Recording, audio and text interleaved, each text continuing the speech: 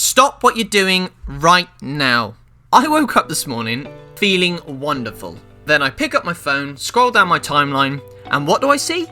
I see an article that says the Red Arrows might be binned. And yes, when I say binned, they might be closed down. And I'm like, what? Why? So I did a bit of digging, had a look around, and I came across this wonderful article that had an interview with a source inside the Ministry of Defence. Now what's happening here is the MOD need to cut the UK budget for defence.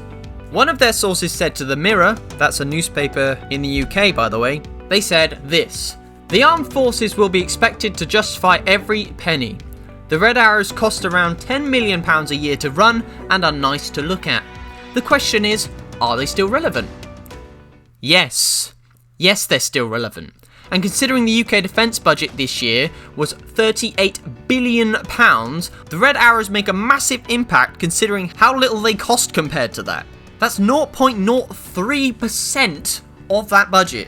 And what they don't seem to be considering is the investment that 0.03% actually is. Take into consideration the hundreds of thousands of people that the Red Arrows perform in front of every year. Now take into consideration all the friends of those hundreds of thousands of people that go to those air shows every single year.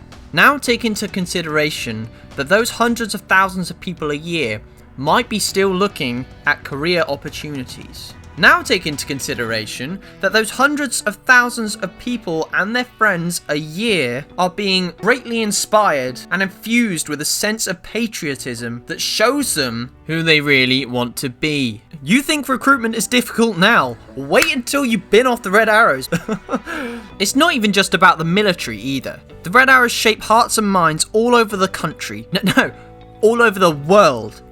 I'll use myself as an example, okay, because I know in great detail how it has inspired me.